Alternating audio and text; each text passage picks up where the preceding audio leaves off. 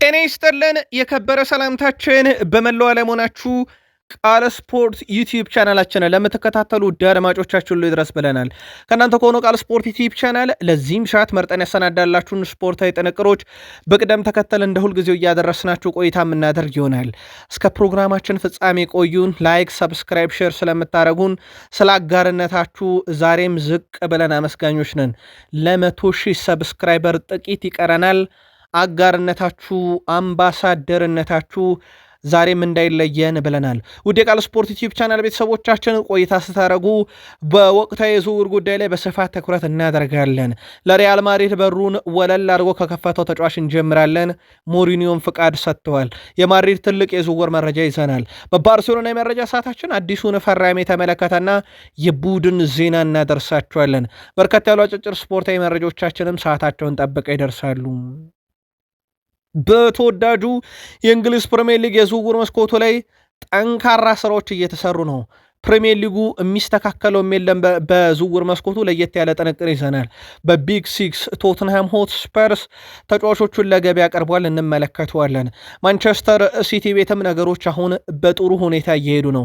ተጫዋችን ማስፈረም ብቻ አይደለም፣ ኮንትራት በማስፈረም ቆይታቸውንም እያጸኑ ነው። ሲቲ ቤት ለየት ያለ ጥንቅር ይዘናል።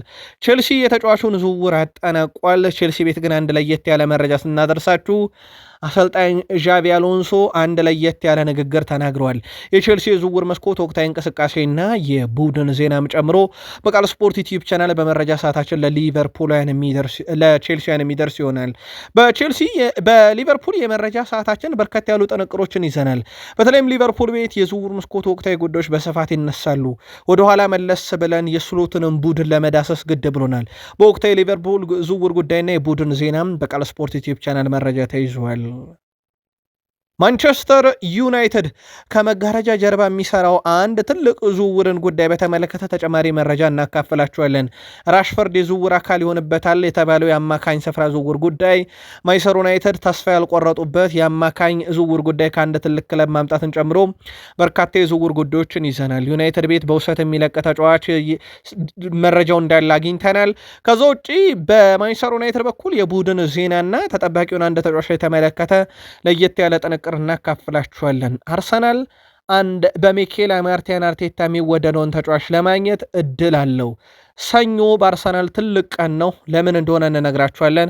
ሰበር የዝውውር ጉዳይ ስናነሳ አርሰናል ቤት በዝውውር ጉዳይ ላይ ተቃውሞ ገጥሟቸዋል። በቪክተር ዮኬሬሽ ነው። ለየት ያለ ጥንቅር ይዘናል። የአርሰናል የአማካይ ዝውውር ጉዳይ እናጠረዋለን። አዲሱ ፈራሚም በጣም ድንቅ ጊዜን ያሳልፈዋል። አብራችሁን ከቆያችሁ እነኝና ሌሎች መረጃዎችን ተከታተላላችሁ። ላይክ አድርጉን። ሌሎችም ላይክ እንዲያደርጉ ለምታበረታቱ ለ100,000 ሰብስክራይበር ጉዟችን አምባሳደር የሆናችሁንንም ዝቅ ብለን አመስግነናል። በዝውውር እንጀምር። በዝውውር መስኮቱ ያው ሪያል ማድሪድ በጣም ያልተጠበቁ ዝውውሮችን ወደ መፈጸም ዳግም ተመልሷል። በነገራችን ላይ ያን ዲዮሜንዲ ለፓሪሰን ጀርሜን እሺ ካለ በኋላ ለሪያል ማድሪድም እሺ ብሏል። ያን ዲዮሜንዲ ሪያል ማድሪድን ለመቀላቀል ፈቃደኛ መሆኑ ታውቋል። 100 ሚሊዮን ዩሮ ለአረቤ ላይፕዚግ ይቀርባል። ዲዮሜንዲ ሪያል ማድሪድን ጥያቄ መቀበሉ ይፋ ሲደረግ ከፓሪሰን ጀርሜን በኋላ በነገራችን ላይ የተቀበለው ሌላኛው ክለብ ሆኗል። እንደሚታወቀው ፓሪሰን ጀርሜን በግል ጉዳይ ከያን ዲዮሜንዲ ጋር ቢስማማም በአረቤ ላይፕዚግ እና በፓሪሰን ጀርሜን መካከል ግን ከስምነት አልተደረሰም ነበረ። አሁን ዳግም ያን ዲዮሜንዲ ለሪያል ማድሪድ በሩን ክፍት አድርጎ እየተጠባበቀ ይገኛል። የሁለቱን ክለቦች መስማማት ሪያል ማድሪዶች ያቀረቡት የዝውውር ሂሳብ 90 ሚሊዮን ዩሮ ቀጥታ የሚከፈል 10 ሚሊዮን ዩሮ ታይቶ የሚጨመር ገንዘብ እንደሆነ ይታወቃል። ከዚህ ጋር በተያያዘ የቡድኑ አለቃ ዘ ስፔሻል ዋን ጆዜ ሞሪኒዮ ይሁንታቸውን መስጠታቸውም ተረጋግጧል። ሉዊስ ዴላፎንቴ ለቡድኔ ሁሉም ተጫዋቾች አክብሮት አለኝ፣ እያንዳንዱ በሚያደርጉትም ነገር ደስተኛ ነኝ። ነገር ግን በዓለም ዋንጫ ምርጥ ከነበሩት ውስጥ አንዱ ሮድሪ ነው ብለዋል። በነገራችን ላይ ሮድሪ ብዙ ጥያቄ እየተነሳበት ነበረ በዓለም ዋንጫ ላይ ከጉዳት ጋር የተያዘ ነገር ግን እሱ አሉ እሳቸው 50 በመቶ ብቃቱ ላይ ሲገኝ ራሱ ምርጥ ነው ብለዋል። ከሮድሪ ጋር በተያያዘ ውድ የቃል ስፖርት ዩቲዩብ ቻናል ቤተሰቦቻችን ሪያል ማድሪድ ተጫዋቹን ለማስፈረም እንቅስቃሴ ጀምሯል። በሮድሪና በሪያል ማድሪድ መካከል የግል ችግር አይኖርም። በሲቲና በሪያል ማድሪድ መካከል የሚደረገው ድርድር ብቻ ይጠበቃል። ባለቀ ሰዓት ባርሴሎናም የፈረንሳይ ቱጃር ክለብ ፓሪስ ሰን ዠርሜንም ወደ ዝውውሩ መግባታቸው ይታወቃል። ግን መዳረሻው የሚሆነው ሪያል ማድሪድ ነው። ምናልባት እነኚህ ክለቦች ባርሴሎናና ፓሪስ ሰን ዠርሜን ወደ ሪያል ማድሪድ የሚደረገው ዝውውር ካልተሳካ ግን እድላቸውን ይሞክራሉ። መረጃው የማርካ ነው። በሪያል ማድሪድ በኩል በልምምድ ላይ ጆዜ ሞሪኖ ልምምዶችን እያሰሩ ነው። ከዚህ ጋር በተያያዘ ዘ አትሌቲክ በሪያል ማድሪድ ልምምድ ማዕከል ያለው ድባብም በጣም ጥሩ የሚባል መሆኑን ይፋ አድርጓል እና ጆዜ ሞሪኖ ከተጫዋቾቻቸውን ጋር በጥሩ ሁኔታ ልምምድ እያደረጉ ነው ተብሏል። ልምምድን ካነሳን በባርሴሎና አዲሱ ፈራሚያቸው ካሪም አዲኤሚ ልምምድ ጀምሯል ከቡድኑ ጋር ከዓለም ዋንጫ ውጭ የሆኑትና በጊዜ የተመለሱት ጋር በጣምራ በመሆን ከሃንሲ ፍሊክ ቡድን ጋር ልምምድ ጀምሯል። ምናልባት ካሪም አዲኤሚን ካነሳን በሰዓት 36.7 ኪሎ ሜትርን ይሸፍናል ካሪም አዲኤሚ። በጣም አስገራሚ ነገር የቡድኑ 3 የፊት መስመር አጥቂዎች ለአብነት ያክል አዲስ ፈራሚ ጎርደን 37.9 ኪሎ ሜትር በሰዓት ይሸፍናል። የመጀመሪያው ሰው ነው። ሁለተኛው ካሪም አዲኤሚ ነው። ሶስተኛው በሰዓት በርካታ ኪሎ ሜትሮችን የሚሸፍነው ላሚን ያማል ነውና ቀጣይ የላሊጋ ተጫዋቾች እንግዲህ እንዲህ አይነት ፈጣን ተጫዋቾች የመጋፈጥ ግዴታ ይጠብቃቸዋል። ባርሴሎና ፊት መስመሩ በጣም ፈጣን ሆኗል ከአዲስ ፈራሚዎቹም በኋላ። የባሊዮንዶር ሽልማት ያው በትልቁ ይጠበቃል። በቀጣዩ 3 ወር ውስጥ እንግዲህ የባሎንዶር አሸናፊን እናውቃለን። ከዚህ ጋር በተያያዘ ውድ ቤተሰቦቻችን ሁሉም የግል መልከታቸውን በሚያጋሩበት የዚህ ሽልማት ሁኔታ ባሎንዶር ወይም ፍራንስ ፉትቦል በራሱ የሰጠው መግለጫ እንዳለ ይታወቃል። ከሰሞኑም በቃል ስፖርት ዩቲዩብ ቻናል አድርሳናችሁ ነበረ። ከዚህ ጋር በተያያዘ በተቋም ደረጃ ስኩዋካም በባሎንዶር ሽልማት ዙሪያ ሃሪኬን 40% የዘንድሮን ባሎንዶር የመውሰድ አቅም ያለው፣ ላሚን ያማል 2ኛ፣ ሮድሪ 3ኛ፣ ኬሊያን መባፔ 4ኛ፣ ሊዮኔል ሜሲ 5ኛ ደረጃ አስቀምጦታል። ስለዚህ ሃሪኬን ዘንድሮ ባሎንዶር የማንሳት እድል አለው እያለ ነው ስኩዋካም። ይሄ በእርግጥ የተቋሙ የግል መልከታ ነው። በርካቶች የየራሳቸውን እያጋሩ ነው። የቃል ስፖርት ዩቲዩብ ቻናል የዘውትር ተከታታዮቻችንም ከዚህ ጋር በተያያዘ የግል መልከታቸውን በሰሞኑም እንዲሁ በሀሳብ መስጫ ሳጥናችን ላይ ስታሰፍሩልን ነበር። የርገን ክሎፕ በጋዜጣዊ መግለጫ ላይ እኛ እንደ ፈረንሳይ አይደለንም እያሉ ይገኛሉ። እንደ ፈረንሳይ አይደለንም ሲሉ እንደ ኦስማን ዴምቤሌ፣ እንደ ኬሊያን ምባፔ፣ እንደ ዲዛይር ዶዌ፣ እንደ ባርኮላ አይነት ተጫዋች የለንም። እውነት ነው የለንም። ነገር ግን በራሳችን መንገድ እናሸንፋለን። ፈረንሳይ፣ ስፔን፣ አርጀንቲና ከኛ በደረጃ በጣም የተሻሉ ናቸው። ከኛ በላይ 11 ሀገራት አሉ። ግን እኛ በራሳችን መንገድ ጀርመናውያን እነኝን ብሔራዊ ቡድኖች ወይም ከኛ በላይ ያሉትን 11 ብሔራዊ ቡድኖች መርታት እንችላለን፣ እንደዛ አይነት ተጫዋች ባይኖረንም ብለዋል። እሳቸው በነገራችን ላይ የጀርመን ብሔራዊ ቡድን ሲያሰለጥኑ በጣም አስገራሚ ነገር እንንገራችሁ።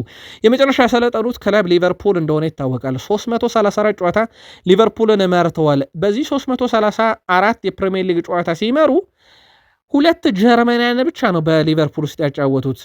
እሱም ለኤምሪቻን እና ለሎሪስ ካሪየርስ እድል የሰጡት ያውም ኤምሪቻን ነው እንጂ ሎሪስ ካሪየርስ ብዙ እንዳልተጫወተ ይታወቃልና እሳቸው ብዙም ለጀርመናውያን እድል ያልሰጡት ሰው ጀርመንን ያሰለጥናሉ።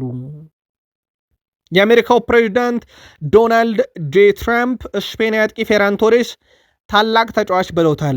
ምን አገናኘው ካላችሁ ፌራን ቶሬስ ያደረጋት ኮፍያ ናት። በፍጻሜው ጨዋታ የስፔንን የድል ጎል ያስቆጠረ ፌራን ቶሬስ ከቀናት በፊት ድሉን ሲያከብር የዶናልድ ትራምፕን አይነት ኮፍያ አድርጎ ነበረ። ተጫዋቹ ባደረገው ኮፍያ ላይ ሜክ ኢት ስፔን ግሬት አጌን የሚል ነው። እቺ ንግግር ደግሞ የተወሰደችው ከዶናልድ ትራምፕ ሜክ ኢት አሜሪካ ግሬት አጌን የምትል ነበረች። ያው አሜሪካ በምትብለው ቦታ ላይ ስፔን የሚለውን ወርድ ነው የቀየሩ እሱ ዶናልድ ትራምፕ። ስለዚህ ኮፍያ ጠይቀው ነበረ እሳቸው እና አይቼዋለሁ፣ ታላቅ ተጫዋች ነው ብለዋል። ምን ሊያደርግ እንዳሰበም ገብቶኛል ብለዋል። በጥሩ ጎኑ አስቦ እንዳደረገውም አውቃለሁ ብለዋል ትራምፕ እቺን የእሳቸውን ሀሳብ ቀይሮ መጠቀሙን። በፌራን ቶሬስ ጉዳይ ላይ ግን ስፔን ለሁለት ተከፍላለች። ፖለቲከኞች ገሚሶቹ ሲደግፉት፣ ገሚሶቹ ተቃውሞታል። በእርግጥ የስፔን ፖለቲካ እንደሚታወቀው የመገንጠል ፖለቲካ ያዝማማበት እንደሆነ የሚዘነጋ አይደለም። ቃል ስፖርት ዩቲዩብ ቻናላችን ላይ ናችሁ ውዶቻችን። የተመራረጡ ስፖርታዊ ጥንቅሮችን እያጋራናችሁ እንገኛለን። ላይክ፣ ሰብስክራይብ፣ ሼር እያደረጋችሁን እስከ ፕሮግራማችን ፍጻሜ ቆዩን። ከኛ ጋር ስለምትሆኑ አመስጋኞች ነን። የእናንተ አንድ ላይክ ለእኛ በብዙ ነው የሚያስፈልገን ውድ ቤተሰቦቻችንና ከእናንተ ምንም ከማይነካው ወይም እናንተን ምንም ከማይጎዳው ላይክ በተን አትንፈጉን። እንዲሁም ለ100 ሰብስክራይበር ጥቂት ብቻ ነው የሚቀረ እንደምትመለከቱት። ዛሬም ሰብስክራይብ አድርጉ ያላረጋችሁን፣ እንዲሁም ለወዳጅ ዘመዶቻችሁ ሼር ማድረግ እንዳይረሳ።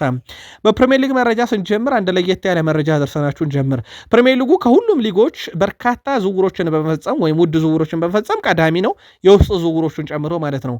ከዛም በተጨማሪ ከ1 እስከ 5 ትልቅ ገንዘብ አውጥቶ በዚህ ክረምት ተጫዋች በማስፈረምም ከ1 እስከ 5 ያሉት የፕሪሚየር ሊግ ክለቦች ናቸውና ፕሪሚየር ሊጉ ላይ በርካታ ዝውውሮች እየተፈጸሙ ይገኛሉ። ፕሪሚየር ሊጉ ላይ ከማስፈረም በተጨማሪ እርስ በርስ ያለው ሽያጭ እንዳለ ሆኖ በፕሪሚየር ሊጉም ከፕሪሚየር ሊጉ የሚወጡ ተጫዋቾች እንዲሁ ይጠበቃሉ። ለአብነት ያክል ቶትናም ሆትስፐርስ የቡድኑን አጥቂና ግብ ጠባቂ ለገበያ አቅርበዋል።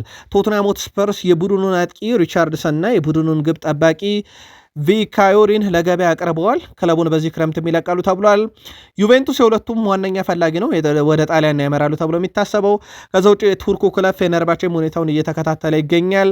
ስፐርስ ለሪቻርድሰን 25 ሚሊዮን ዩሮ፣ ለግብ ጠባቂው ቪካዮሪ 20 ሚሊዮን ዩሮ ለጥፎ ገዢ እየተጠባበቀ ይገኛል። የዝውውር ሂሳቡ ከዚህም ከፍም ዝቅም ሊል የሚችልበት እድል አለ እንደ ሁኔታው። ግብ ጠባቂውና አጥቂውን ለማሰናበት የተዘጋጀው ቶትናም ግን በዝውውር መስኮቱም በተጨማሪነት ወደ ቡድኑ ያመጧቸዋል ተብሎ የሚጠበቁም በርከት ያሉ ተጫዋቾች አሉ። በዝውውር መስኮቱ ላይ ነቃ ተሳትፎን ከሚያደርጉ የፕሪሚየር ሊግ ክለቦች አንዱ ቶትናም እንደሆነ ይታወቃል። ማንቸስተር ሲቲ የኋላ መስመር ተሰላፊውን አብዱል ኮድር ኮሳኖቭን ለተጨማሪ ዓመታት ኮንትራቱን አራዝመዋል። የ2 ዓመቱ ተከላካይ አብዱል ኮድር ኮሳኖቭ በማንቸስተር ሲቲ ውሉን እስከ 2031 አራዝሟል። ተጫዋቹ በማንቸስተር ሲቲ ካሉ ጥሩ የኋላ መስመር ተጫዋቾች አንዱ ነው። በተለይም ፈጣን ከሚባሉ ተከላካዮች ውስጥ ይጠቀሳል። ኮሳኖቭ ከፊርማው በኋላ አሁን ላይ አዲስ ፈተና አለኝ፣ ለኤንዞ ማሬስካ ራሴን ማሳየት አለብኝ፣ ያንን ለማድረግ ቁርጠኛ ነኝ ብሏል። ከሰሞኑ ደግሞ የጄሬሚ ዶኩ እንዲሁ ይፋ ይደረጋል። በእርግጥ ያለቀ ጉዳይ ነው፣ እሱም ይፋ ማድረግ ብቻ ነው የቀረው። ከዚህ ጋር በተያያዘ ማንቸስተር ሲቲ በዝውውር መስኮቱ ላይ ተጫዋቾችን ማምጣት እንዳለ ሆኖ ማጽናትም ኮንትራታቸውን አስፈርሞ በስፋት እየሰሩበት ያለ ጉዳይ ነው። በነገራችን ላይ ብዙ ጊዜ ክለቦች አዲስ አሰልጣኝ ሲቀጥሩ አዲስ ተጫዋች ከማምጣት ይልቅ የቡድኑን ባህልና ከቡድኑ ጋር የተላመዱ ተጫዋቾችን ኮንትራት ማራዘም እንደ አንድ ቀመር እንደሚከተሉት ይታወቃል። ማንቸስተር ሲቲ 115 ክሶች እንዳሉበት ይታወቃል። በእርግጥ ጉዳይ ሲቲያንን ያስጨንቃል ተብሎ አይታሰብም። ሲቲያን ክለባቸው ሁሉ ክስ እንዳለበት ሁሉ ስለማስታወሳቸው እርግጠኛ ሆኖ መናገር ይቸግራል። ምክንያቱም ሁነቱ ከተፈጠረ ወይም የሲቲ ክስ ከተጀመረ 3 ዓመታት አልፎታል። ውድ ቤተሰቦቻችን ከዚህ ጋር በተያያዘ ሁሉ ነገር ጸጥ ረጭ ብሏል። የሚመለከተው አካል ግን ጉዳዩን እያጣራው ነው እያለ እየመረመረም ነው እያለ እንደሆነ ይታወቃል። በርካቶች ምናልባትም በዚህ ክረምት ነበር በትልቁ የሲቲ 115 ክሶች ቅጣት ይፋ ይደረጋል የተባለው። ከሲቲ በኋላ ተከሳቸዋል የተባሉ ቅጣታቸውን ሲከናነቡ፣ ሲቲ ግን እስካሁን ዝም ጭጭ ተብሏል።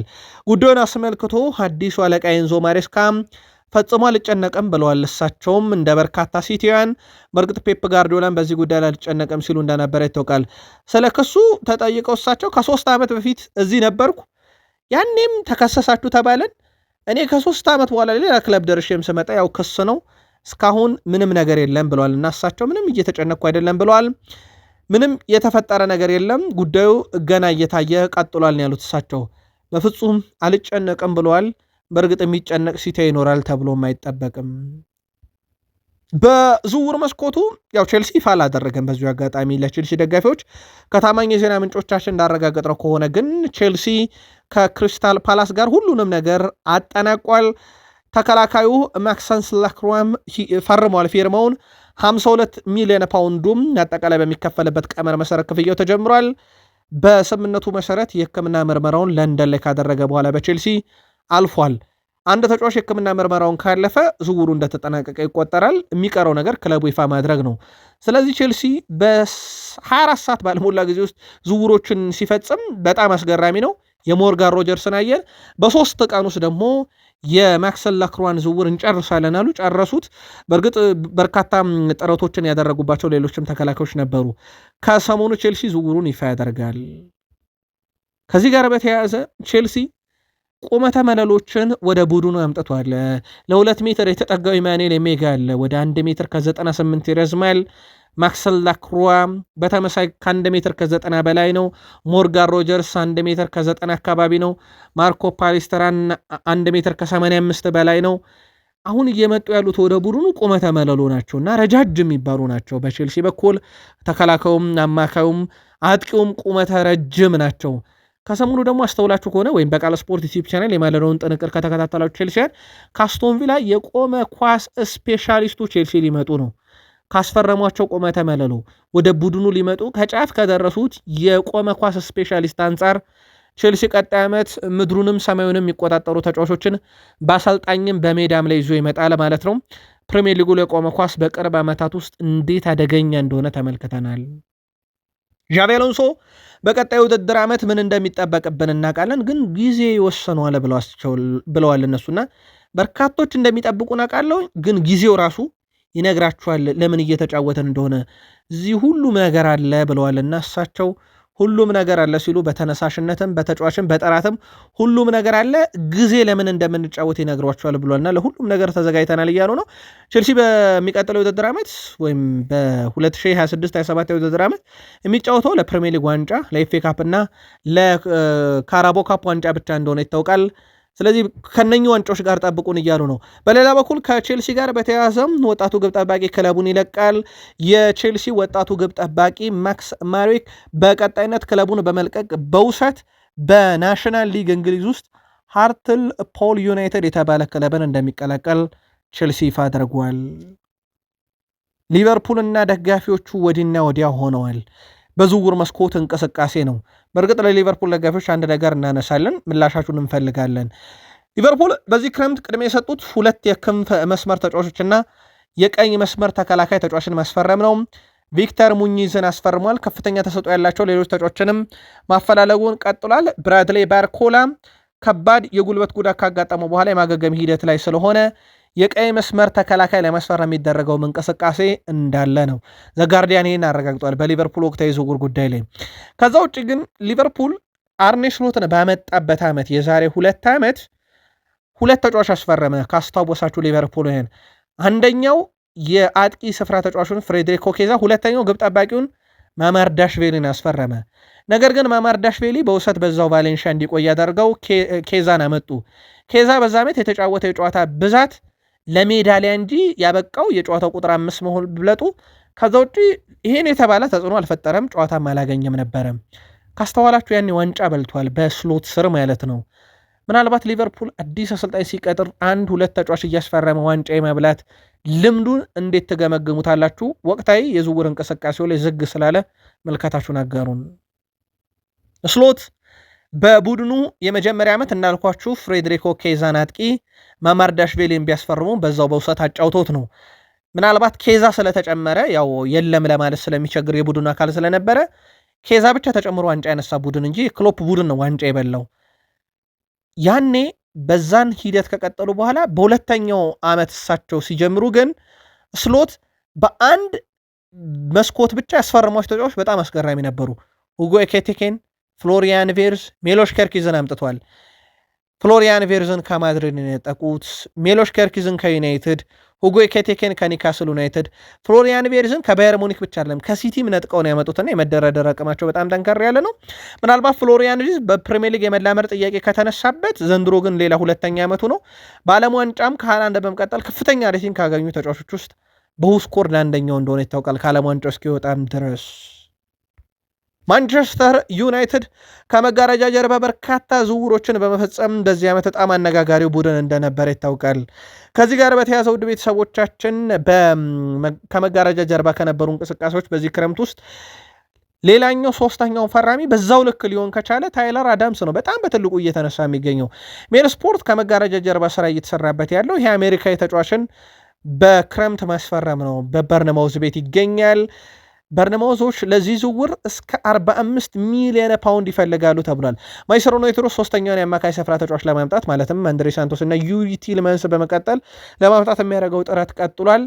የታይለር አዳምስ ጉዳይ ግን ምናልባት በዩናይትድ ቤት በቅርቡ ልንሰማው እንችላለን የተባለ ዝውውር ሆኗል። የማኔ ኩኔ ጉዳይ በጣም አጠራጣሪ ሆኗል በብዙ ምክንያት ውድ ቤተሰቦቻችን። የመጀመሪያው ጉዳይ በማኔ ኩኔ ዝውውር ላይ የማንቸስተር ዩናይትድ ሁሉም አካላት በጋራ ለመስማማታቸው ነው።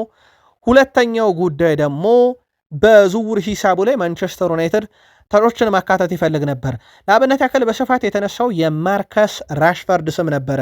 በዚህ ዝውውር ላይ ማርከስ ራሽፈርድ በአመት 11 ሚሊዮን ዩሮ በላይ ዓመታዊ ደሞዝ አለው። ይህ ዓመታዊ ደሞዝ በሌሎች ክለቦች የሚደፈር አይደለም። ባርሴሎና ማስቀንሶ እንደሆነ ይታወቃል። ከዚህ ጋር በተያያዘ ራሽፎርድ የዝውውሩ አካል አይሆንም። ስለዚህ ማኖ ኩኔን ከዛ ለማምጣት በሚደረገው ጥረት ላይ ዩናይትድ በቀጥታ ገንዘብ ቀርቶ በተጫዋች አካልም ለማድረግ የራሽፎርድ ጉዳይ ያልሆነ ብሏል እና ነገርየው በተወሰነ መንገድ ለዩናይትድ በቦርዱ በኩል ከስምነት ያልተደረሰበት በዝውውር ሂደቱም በተጫዋች የሚያካትቱት ያልተገኘበት ሆኗል። ሮማዎች በነገራችን ላይ ራሽፈርድም ፈላጊ እንደሆነ ይታወቃል። ጋርናቾን ለማግኘት ያደረጉት ጥረት እንዳልተሳካላቸው ይታወቃል። ሪያል ማድሪድ ቤት የሮድሪ ጉዳይ ከተጠናቀቀም ኦሬል ቹዋሜኒ ወይንስ ካማቪንጋ የሚለው አልተወሰነም። ሁለቱም በማድሪድ መቀጠል ይፈልጋሉ። ማድሪድ አንዳቸውን መሸጡ አይቀርም። ዩናይትድ አሁንም ዋነኛ ፍላጎቱ ግን ካማቪንጋ አይደለም፣ ኦሬል ቹዋሜኒ ነው። ኦሬል ቹዋሜኒ በማድሪድ መልቀቅ እንደማይፈልግ ደግሞ ይፋ አድርጓል። ዩናይትድ በቀጣይነት የዚህን ተጫዋች ጉዳይ ለማጠናቀቅ የሪያል ማድሪድ ሁኔታ ይጠብቃል። ምክንያቱም ተጫዋቹ በግሉ ማድሪድ መቆየት ስለሚፈልግ። ዩናይትድ በነገራችን ላይ ብዙ ጫና ያላሳደረበት ዝውውር ነው። ከዝውውር ሂሳቡም በጣም የተጋነነና ሳምንታዊ ደሞዙም ጋር በተያዘ ዩናይትድ ግን አሁን እያስፈረመ ካለው ተጫዋቾች አንጻር ዩሪ ቲልማንስ፣ አንድሬ ሳንቶስ ከግብ ጠባቂው ጀምሮ ብናይ አሁን እያስፈረመ አማካዩን ብቻ ነጠለም ዩሪ ቲልማንስ እና እንደዚሁም ደግሞ አንድሬ ሳንቶስን ያስፈረመበትን ሂሳብ ኬት እንዳመጣቸው ካየን የኦሬል ቹዋሜኒ ነገር በዩናይትድ በኩል በጣም አጠራጣሪ የሚባለው ግን እድሎቹ ሙሉ ለሙሉ ተዘግተዋል ለማለት ቢቸግርም ግን በጣም አጠራጣሪ ነው። መረጃ የማርካ ነው። ጆሽኳ ዘርኪዝ ከማንቸስተር ዩናይትድ ከለቀቀ በቋሚነት የመሆን እድሉ በጣም ዝቅተኛ ነው። በቢቢሲ ስፖርት ይዞት በወጣው መረጃ መሰረት አብዛኛው የዘርኪዚ ፈላጊዎች ከጣሊያን እሱም በውሰት ኮንትራቱን ቋሚ ማድረግ ግዴታ ወይም አማራጭ ባካተተ መልክ እንጂ በቀጥታ 40 ሚሊዮን ዩሮ ከፍሎ ለማስፈረም እንቅስቃሴ እያደረገ ያለ የትም የጣሊያን ክለብ የለም። በነገራችን ላይ ሼሽኮ የተመለሰበት መንገድ በጣም አስደናቂ ነው። ሰሞኑን የተክለ ሰውነቱ ጉዳይ ለሚዲያ አጀንዳ ሆኖ ነበረ። ዩናይትድ መጥቶ በተጫወተበት የመጀመሪያ ክረምትና አሁን ያለው የዘርኪዚ ቁመና እንደውም ኤኤስፒኤን የእንግሊዙ ተከላካዮች ፈተና የሚሆን ከቴክኒካል ብቃት ወደ አካል ብቃት ያደገ በሚል ጠቁሞት ነበርና የቤንያሚን ሼሽኮም አጋዥ ሆኖ ነው ዘርኪዚ ያለው። ስለዚህ ዘርኪዚ የሚለቀው ለቤንያሚን ሼሽኮም ተተኪ ለማግኘት ዩናይትድ ብዙ ርቀት ከሄደም በኋላ ነው። የማንቸስተር ዩናይትድ መስመር ተመላላሽ ፓትሪክ ዶርጉ የብሩኖ ፈርናንዴዝ ሜዳ ውስጥ መኖሩን በተመለከተ ሀሳቡን አጋርቷል። በልምምድ ወቅት በብዛት በአሸናፊ ቡድን ውስጥ የሚገኘው ሰው ብሩኖ እና ዘርኪዚ ናቸው የሚለው ፓትሪክ ዶርጉ ብሩኖ በአንተ ቡድን ውስጥ ካለ 80% ያህል አስቀድመ እንዳሸነፍክ ትቆጥረዋለህ። ከጨዋታው በፊትም ተመሳሳይ ስሜት ነው ያለው ብሏል። እሱ ሁልጊዜም ድንቅ ኳሶችን ያቀብላል፣ ከሩቅ መምታት ይችላል፣ እንዲሁም ምንም ባልታሰበበት ሁኔታ ግን ማስቆጠር ወይም አሲስት ማድረግ ይችላል። ብሩኖ ካለ ድል አለ፣ ብሩኖ ካለ የማሸነፍ ተነሳሽነት አለ እያለ ነው ፓትሪክ ዶርጉ። ፓትሪክ ዶርጉ ያው ቅልጥ ያለ አጥቂ ሆኗል። የብሩኖ ፈርናንዴዝን የአሲስት ሪከርድ የሚሰበር ዘንድ የእሱ የግንባር ኳስ በመጨረሾቹ የፕሪሚየር ሊግ ጨዋታም ላይ ታስፈልግ እንደነበረ የሚዘነጋ አይደለም። እንደዚሁ አጋጣሚ ለቃል ስፖርት ዩቲዩብ ቻናል ላይ ዩናይትድ ደጋፊዎች ለማስታወስ ያክል ማንቸስተር ዩናይትድ በጄጄ ጋብርኤል ላይ መቸኮልን አልመረጡም። ማንቸስተር ዩናይትዶች በጄጄ ጋብርኤል ላይ የችኮላ ውሳኔን ማሳለፍ አይፈልጉንም የተባለው በዚህ መሰረት ታዳጊው በሚቀጥለው የውድድር ዓመት አብዛኛውን ጊዜ የሚያሳልፈው ከአካዳሚ ቡድኑ ጋር ነው ተብሏል። ሆኖም በመካከል ጄጄ በዋናው ቡድን ጨዋታ የማግኘት እድል ካለው ግን ወደ ዋናው ቡድን መጥቶ ይካተታል። ተስፈኛው ተጫዋች በትላንትናው ዕለት ወደ ዴንማርክ ባቀነሱ ብሱስ መካተቱ አሰልጣኝ ማይክል ካሪክ ተጫዋቹ ላይ ትልቅ ተስፋ እንዳለው ማሳያም ጭምር ነው። በነገራችን ላይ ከጄጄ ጋብርኤል ጋር በተያያዘ ዛሬ ማንቸስተር ዩናይትድ 21 ዓመት በታች በነበረው የአቋም መፈተሻ ጨዋታ ላይ ጄጄ ጋብርኤል ተጫውቶ ነበር። ከ21 ዓመት በታች ግብ አስቆጥሯል፣ አሲስት አድርጓል። ጄጄ ጋብርኤል ለዋናው ቡድን ይጫወታል ተብሎ ይጠበቃል። በእርግጠኝነት በፕሪሚየር ሊጉ ላይ ዩናይትድን በቅርብ ዓመታት ውስጥ በጣም እየተዝናኑ ይወታል ተብሎ ከሚጠበቁ ተጫዋቾች አንደኛው ይሆናል ተብሎ ይጠበቃል። ግን ዩናይትድ ሁኔታውን በችኮላ መወሰን አይፈለግም ተብሏል። የዛሬ ትልቁ የአርሰናል ዜና የአጥቂውን ስፍራ ተጫዋች ቬኒሲየስ ጁኒየርን ከማድሪድ የማስፈረም ጉዳይ ነው። ጉዳዩን እናጥራው ውድ የቃል ስፖርት ዩቲዩብ ቻናል ቤተሰቦቻችን። በእርግጠኝነት ይህ መረጃም ከዚህ በፊት በርካታ ሚዲያዎች ሰምታችሁታል። ቃል ስፖርት ዩቲዩብ ቻናልም የሚኬል ማርቲያን አርቴታ ተወዳጁ ተጫዋች ብለናችሁ ነበረ። የሰሜን ለንደኑ ክለብ አርሰናል ቬኒሲየስ ጁኒየርን ከሪያል ማድሪድ ለማስፈረም እንቅስቃሴ ጀምሯል። ዝውውሩ ገና ድርድር ያልተጀመረበት ሲሆን በመርህ ደረጃ ግን አርሰናል ተጫዋቹን ማምጣት የሚቻልበት እድል ካለ እናስፈርመው በሚለው አርሰናል ተስማምቷል። በአርሰናል አስተዳደር ውስጥ በሁሉም ደረጃ ያሉ ኃላፊዎች ዝውውሩን ማጽደቃቸው ተነግሯል። ዝውውሩ እንዲፈጸም ፍቃድ ሰጥተዋል። አርሰናል ተጫዋቹን የሚገዛበት ሁኔታ ሪያል ማድሪድ ሁሉን ለማራዘም በሚያደርገው ንግግር ላይ ግን የተመረኮዘ ነው። ያ ማለት ሰኞ በቬኒሲየስ ጁኒየር እና በሪያል ማድሪድ መካከል እልባት ያለው ነገር ይደረጋል ተብሏል። ውይይት ይደረጋል። ሪያል ማድሪድ እና ቬኒሲየስ ጁኒየር ከስምነት እንዳልደረሱ ይታወቃል። ስለዚህ ሰኞ እልባት ይሰጡታል ተብሏል። ይህን ጉዳይ ላይ ቪኒሲየስ ጁኒየር በማድሪድ ይቆይ ማድሪድ ተስማምቶ ወይንስ ቪኒሲየስ ጁኒየር ራሱ ተስማምቶ ይቆይ የሚለው ከተወሰነ በኋላ አይቆይ በሚለው ላይ ከጸና አርሰናል እድሉን ይጠቀማል እንደማለት ነው። በዛ ሂደት ነው ያለው። ለአርሰናል ደጋፊዎች ለማስረዳት ያክል ጆዜ ሞሪኖ ግን ፍላጎታቸው እንዲቆይ ነው። የአንዶሜንዲ ዝውውር ካለቀ ቪኒሲየስ ጁኒየር ማድሪድ ምን ይሰራል የሚሉም አሉ።